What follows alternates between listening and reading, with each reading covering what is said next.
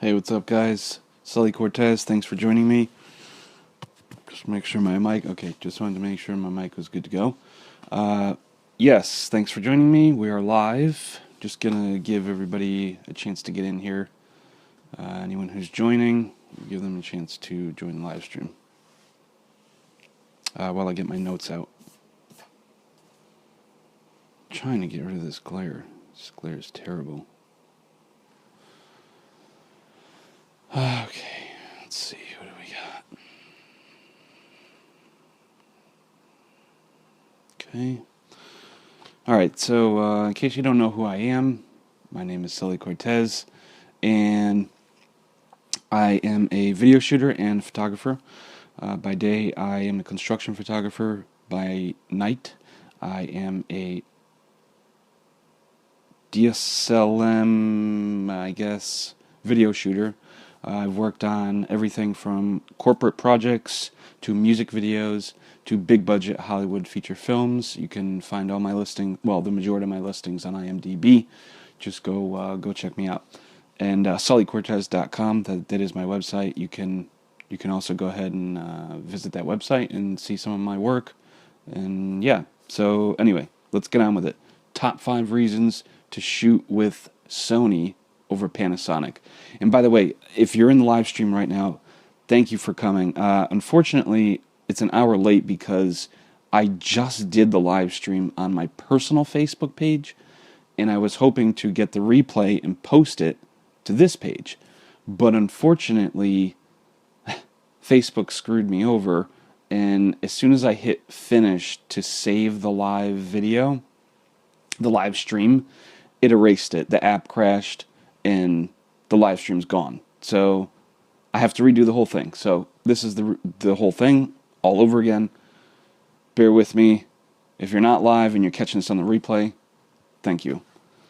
So, first reason, number 1, dynamic range and image quality. So let's talk about the A6500 for a second. To me, it is one of Sony's best image producing camera, under $5,000. The images that it produces are amazing, and that's because it's a 6K sensor that super samples down to 4K. And compared to any Panasonic camera, that image is way crisper, way more detailed. The colors, if you get the camera dialed in right, the colors are way more vibrant and accurate. And they really do a good job out of camera reproducing the colors that you would see with your eye. So reason number 2 is native and adapted autofocus. Sony has been killing it as far as autofocus for video is concerned with either native lenses or adapted lenses. Now, I use the Metabones Mark IV. The Mark V just came out. I have a video, which on the replay I will link right here, so you guys can check out. That just basically talks about the new Metabones Mark V, and the autofocus for the Metabones adapter, the Mark IV, in the non-default mode, which I believe is called green mode or default mode. I can't remember. I always get those two mixed up. But the non-default mode for video is amazing. It is spot on. It uses phase detect, and it basically makes non-native lenses like my Sigma 18-35 act like an actual native lens, and it unlocks all the features, and it's amazing, especially with the in-body image stabilizer in the A6500. Man, that's an awesome combo. Now, with native glass, compared to Canon's dual pixel autofocus, which I think is the best autofocus. Autofocus seems to be like the big rage. Everybody wants to have autofocus now. But autofocus for Canon's dual pixel autofocus implementation, bar none, is the best. Second best, Sony. They, again, kill it. Panasonic's contrast-based detection, I'm sorry, from the GH4, it's awful. GH4 was awful. The G7 was a little bit better, but still awful. Haven't tried the G85, haven't tried the GX8. We'll have the GH5 soon, so we'll be able to test that out and see how the new refresh rate That was the big thing that Panasonic was talking about during their press conferences, was that the contrast detection can detect like nobody's business. In fact, you can see the eye tracker. If you choose eye tracking, you can see, sorry for that glare, you can see the eye tracker track an eye on the back of a Lumix camera extremely well. It locks on, and it's literally, even the smallest pixel, it still locks on and it doesn't lose it. But the camera just can't focus fast enough. So Panasonic is saying that the new GH5 has a faster refresh rate that can handle that data throughput faster so that it can actually focus. Now, that remains to be seen. I'm sure once the camera's out and we get some tests, we'll be able to tell whether or not that's true. But until that happens, until I see it, phase detect is always going to be better than contrast detection. I just haven't seen the proof that contrast detection is any better. As far as I'm concerned, it's worse. So there's that. Number 3, third reason why you would choose Sony over Panasonic. Native log grades and holds up better than 8-bit log inside the Panasonics. So what do I mean by that? Well, S-Log2 420 8-bit taken in camera grades way better than V-Log-L 420 8-bit shot in camera. And the reason for that is because V-Log-L is obviously made for the Varicam, so it's made for much higher bit rates. And shooting 8-bit 420, you get things like macro blocking and horrible color artifacts, and the color just looks terrible, and waxiness as far as like skin and stuff like that. It's miserable. Don't use it. Don't use it. Don't use it. I can't say it enough. You're going to be sorry if you do. Trust me. That said, the S-Log2 and the Sony cameras in comparison, it by far is amazing. It grades very well, holds up, retains skin tones and detail, and doesn't go flat and doesn't look awful. No macro blocking whatsoever. You can really push that image too in camera, which is, as far as I'm concerned, can be a lifesaver. But when you compare apples to apples as far as what the cameras can do, the 10-bit 422 V-Log-L crushes the Sony. So unless you have an external recorder or a GH5, I would refrain from shooting any log image on a Panasonic camera. Sorry. If you have an external recorder or the GH5 that shoots 10-bit 422, shoot log all day long. It will be way better than any Sony camera that outputs 8-bit 422. The 10-bit, you can push it a little bit more. That's what people don't realize. Oh, 10-bit, who cares? The results I've seen from other people, it doesn't really matter. It does matter. Trust me. It does matter. You can push it a little bit more without seeing artifacts. Simple as that. So let's move on. Reason number 4. I don't know what that was. Reason number 4, better third-party compatibility. So what does that mean? Better third-party compatibility means things like flashes, the hand grips, when on the A6500 or the A7R, A7R2, when you're holding the camera, the grip on the bottom, Sony does make their own, but I don't think they make one for the A6500. I think Mikey, I don't know how you say their name, that company does. That's an example of a third-party manufacturer that makes products for Sony cameras. Panasonic, I don't know of many third-party manufacturers for Panasonic, especially like flashes. I know Metz is one company that makes flashes that are compatible with Sony.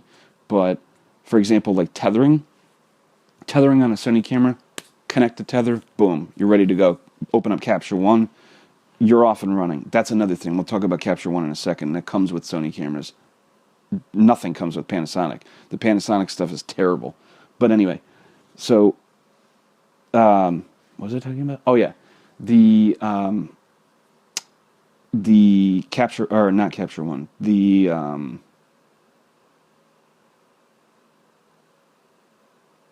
Oh, tethering. With a Sony camera, you plug it in, you're good to go. You start tethering, Capture One opens up, shoot, picture loads, good to go. Panasonic, I don't think there's native tethering. I'm pretty sure you have to get a third-party device to tether, and that third-party device is very expensive, and it's awful. And it's laggy from what I've heard from reviews, and it's expensive. And why should you have to do that? You should just be... The GH4 has a USB 2.0 port. Why in 2014 even was there a USB 2.0 port implemented in the GH4? Come on, man. The GX8, I don't know if it has 3.0. I think it does have 3.0. I do know that the GH5 obviously has USB-C 3.1, which is the newest standard. So, actually, I think Thunderbolt 3 is the newest standard. I don't know if that's proprietary for Apple, but USB-C 3.1 is in the GH5, so thankfully we have that. You still can't charge over USB. The reason being on Panasonic's is that the battery is so big, you would literally be there all day long charging. Well, if you're charging at 2.4 volts or watts or whatever, I have wall chargers that charge a 30,000 milliamp capacity battery at 2.4 volts through USB charging, and that only takes about 8 hours, maybe 10 hours, maybe. I don't mind leaving my GH5 plugged into the wall via USB-C and let that battery charge overnight so I don't have to carry an external charger to charge the battery. Why, Panasonic? Why? Who cares if the capacity is 10,000 milliamps? Who cares if it's 50,000 milliamps? Give us the option to charge over USB. That is really cool with the Sonys. You can do that. You could charge over USB with any third-party charging accessory, whether that be a cable or a battery bank or anything. Awesome. Now, let's talk about Capture One. Capture One is Lightroom's biggest rival. I've never used, I've used Capture One. I've used Capture One 10, 9, and 8, but I've never used it extensively for any actual professional work. So I don't know what it's fully capable of. To me, it was always kind of a step below Lightroom, but that's only because Lightroom has the reputation that it does, not because I actually was able to dive inside and play with Capture One, because I never really wanted... I just want to make sure that the mic is not like rubbing up against anything. I never played with Capture One, extensively, so I don't know how powerful it can be. As far as I know from other people, it is just as powerful as Lightroom. So, and it's free. It comes with Sony Cameras so that you can immediately get your pictures off in TIFF format, JPEG, PNG, whatever. It takes the raw files in, no problem. So there's that. And Panasonic doesn't come with anything. I'm pretty sure their software to turn their raw images into, JPEGs and other DNG and other formats is horrible. If they even give you software, I don't think they do. But if they even do, I'm sure it's probably terrible. Anyway, moving on. The fifth and final reason why you would choose Sony over Panasonic, in my opinion, better native low light and high ISO ability.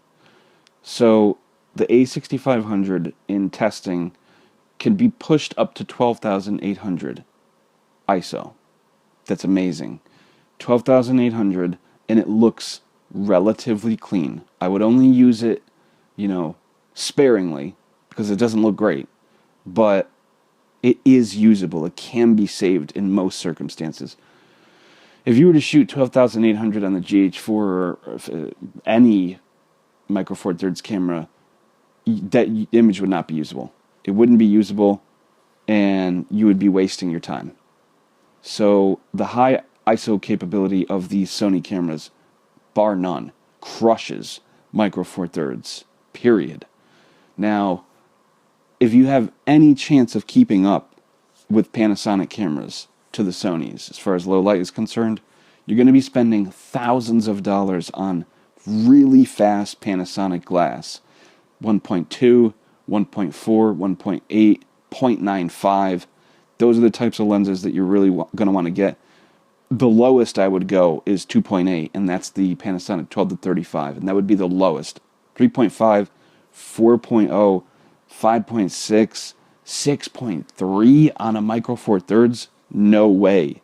No way. You need to be shooting really, really fast to retain any sort of competitive low light ability. And with the GH4, it's like you can't even go, even with an external recorder, you cannot go over 1600 because it just falls apart and looks terrible. And 800, I would only go if I was shooting internally on an SD card. Maybe 1600 if I really had to push it. I have my my EV set up for third steps, so I think there's somewhere in between 1600 and 800. I think it's 1250 or something like that. I usually keep it there. I wouldn't go higher than 1600, or I wouldn't go higher than 1250 unless I had to. So the high ISO capability of the A7S II, the A7R2, those go up to 51,800, which is pretty much, that's the limit for those cameras. I wouldn't go any higher than that on those. You can go higher than that on those, but you can go really, really high. I mean, I don't even want to say how high because it's ridiculous. The numbers, they're astronomical, and they're not usable. It's like the D5 that came out last year. It shoots up to 1 million, I believe 1 million ISO. But you would never use that because it looks awful. The only time you would ever use that is in like a security thing. Okay, close the door. So anyway, yeah, what happens on the GH5 when you get up really high ISOs, I believe it's 3200. I'm not sure. Don't quote me. This is just from what I've seen.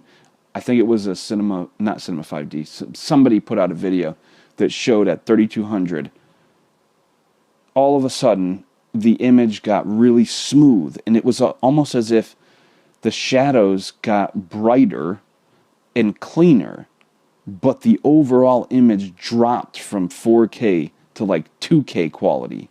And that's because on the GH5, there's an automatic noise reduction that kicks in on higher ISOs.